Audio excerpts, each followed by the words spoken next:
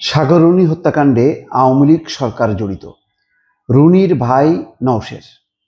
দর্শক, গুরুত্বপূর্ণ একটি কিন্তু বয়ান পাওয়া গেল, যে এই বয়ানটা গত 15 বছরে সবাই জানতো, বলতো, কিন্তু কেউ বলেনি। এখন স্বয়ং হত্যাকাণ্ডের শিকার সাগর সরোয়ারের স্ত্রী মেহেরুন রুনি, যিনি নিজেও একজন সাংবাদিক, সিনিয়র সাংবাদিক এটিএন বাংলার, তার ভাই, তার ছোট ভাই বলছে যে এই হত্যাকাণ্ডে আওয়ামী লীগ দায়ী, আওয়ামী লীগ সরকার দায়ী।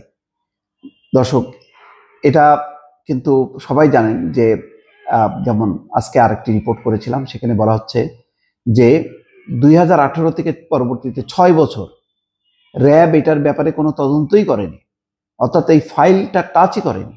অথচ র্যাবের উপরে ছিল সর্বশেষ তদন্ত ভার, তারা বারবার আদালতের কাছে সময় নিচ্ছিল, কিন্তু 6 বছর টানা 6 বছর এই নিয়ে কোনো তদন্তই করেনি। কেন করেনি? র্যাবকে পুরোপুরি নিয়ন্ত্রণ করত আওয়ামী লীগ সরকার, বিশেষ করে শেখ হাসিনা নিজে। র্যাবের ডিজি যিনি হতেন, তিনি বলা যাইতে পারে যে আওয়ামী লীগের কোনো কমিটির সভাপতি। এটা বেনজির সেই দীক্ষাটাই দিয়েছে, মানে অর্থাৎ সেই মডেলটাই দাঁড় করাইছে যে র্যাবের ডিজি যিনি হবেন তিনি আওয়ামী লীগের কোনো কমিটির সদস্য, আর পুলিশের যিনি আইজিপি হবেন তিনিও হবেন আওয়ামী লীগের কোনো কমিটির সভাপতি। আর সেই সভাপতিদেরকে পুরোপুরি নিয়ন্ত্রণ করবেন হচ্ছে শেখ হাসিনা নিজে। এবং তাই হয়েছে, এই কারণেই র্যাব এই ফাইলটা টাচ করেনি। কেন টাচ করেনি? সরকারের দুর্বলতা কি? এটা তো হত্যাকাণ্ড, হত্যাকাণ্ডের ব্যাপারে টাচ করবে না কেন? করবে না এই কারণে যে সরকারের মহল বিশেষ জড়িত। কারা জড়িত দর্শক, সেটা তো কোনো প্রমাণ ছাড়া বলা যাবে না, কিন্তু অনেকের নাম মুখে মুখে ঘোরে। আমি এই নামটা, যেহেতু কোনো আমার কাছে তথ্য নেই, উপাত্ত নেই, প্রমাণ নেই, আমি আন্দাজে বলবো না, কিন্তু সবাই বুঝতে পারে। মেহেরুন রুনির ভাই, ছোট ভাইও বুঝতে পেরেছে, সেই কারণে আজকে পরিষ্কারভাবে সেই কথা বলল। 13 বছর আগে সাংবাদিক দম্পতি সাগর সরোয়ার ও মেহেরুন রুনি হত্যা মামলার তদন্তে গঠিত টাস্ক ফোর্স যাদের জিজ্ঞাসাবাদ করেছে, তারা ঊর্ধ্বতন কর্তৃপক্ষের যোগাযোগের ব্যাপারে মুখ খুলছেন বলে জানিয়েছেন সুপ্রিম কোর্টের আইনজীবী মোহাম্মদ শিশির মনির। তিনি বলেছেন, অতীতে এই মামলার তদন্তকে উচ্চ পর্যায় থেকে বাধাগ্রস্ত করা হয়েছে। অন্যদিকে রুনির ভাই নওশের আলম নোমান বলেছেন, সাগর রুনি হত্যাকাণ্ডে আগের সরকার অর্থাৎ আওয়ামী লীগ সরকার জড়িত। মঙ্গলবার দুপুরে সুপ্রিম কোর্টের অ্যানেক্স ভবনের সামনে এক সংবাদ ব্রিফিংয়ে এসব মন্তব্য করেন তারা। এই সময় সাগর রুনির ছেলে মাহির সরওয়ার মেঘ উপস্থিত ছিলেন।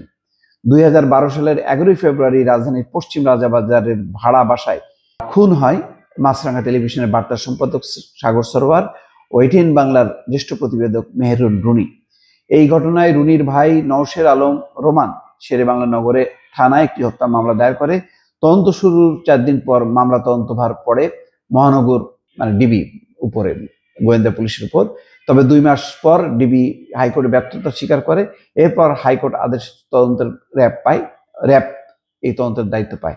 তবে র্যাব প্রতিবেদন দিতে 100 বারের বেশি সময় নেয়।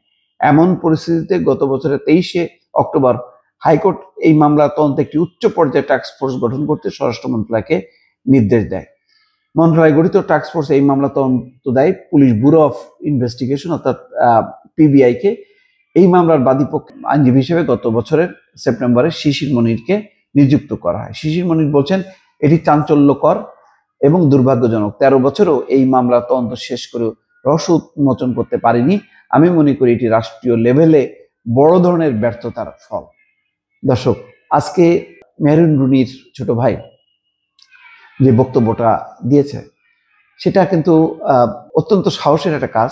আজকে পরিবর্তিত রাজনৈতিক প্রেক্ষাপটে তিনি মুখ খুলতে পেরেছেন, কিন্তু এখন কিন্তু দায়িত্ব হলো যে যেহেতু আওয়ামী লীগ সরকার নেই, এটার যত কষ্টই হোক না কেন, যত জটিলতাই থাকুক না কেন, এটার কিন্তু তদন্ত করতে হবে এবং দায়ী ব্যক্তিদেরকে চিহ্নিত করতে হবে। এটি হচ্ছে মূল কথা। দর্শক, ভালো থাকবেন। আল্লাহ হাফেজ।